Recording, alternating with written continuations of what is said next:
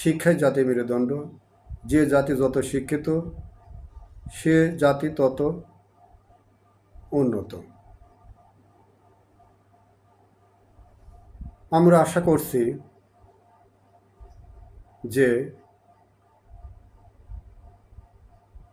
সারা বাংলাদেশের প্রায় 90% স্টুডেন্টদের পাঠদান করে থাকেন এই শিক্ষক, এমপিওভুক্ত শিক্ষক সমাজ।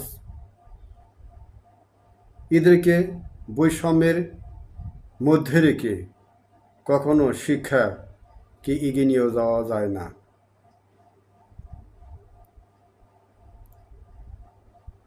আমাদের ন্যূনতম দাবি 20% বাড়ি ভাড়া এবং 1500 টাকা চিকিৎসা ভাতা। এই দাবিটা সরকারের পক্ষে অসম্ভব কিছু নয়। সরকার বা সরকারের পক্ষে এই দাবিটা মেনে নেওয়া সম্ভব। কারণ প্রধান উপদেষ্টা মহোদয় উনি একজন শিক্ষক।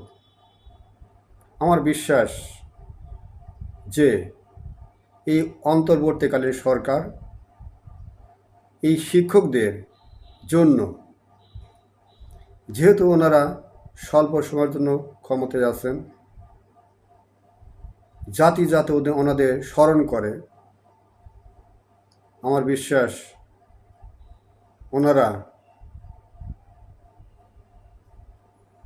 সরকার যখন থাকবেন না তখন এই জাতি যাতে তাদেরকে স্মরণ করে, মনে রাখে যে না, এই সরকার আমাদেরকে এই সুযোগ সুবিধা দিয়েছেন। সেই দৃষ্টিকোণ থেকে আমি আশা করছি এই সরকার আমাদের ন্যূনতম দাবি 20% হাউস রেন্ট অ্যান্ড 1500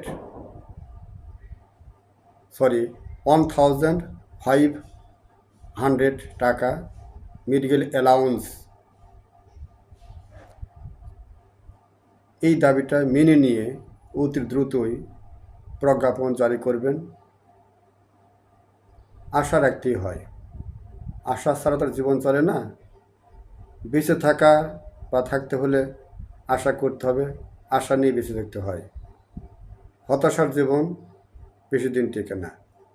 তো আমরা আশা করছি সরকার আমাদের দাবিটা মেনে নেবেন। আলহামদুলিল্লাহ।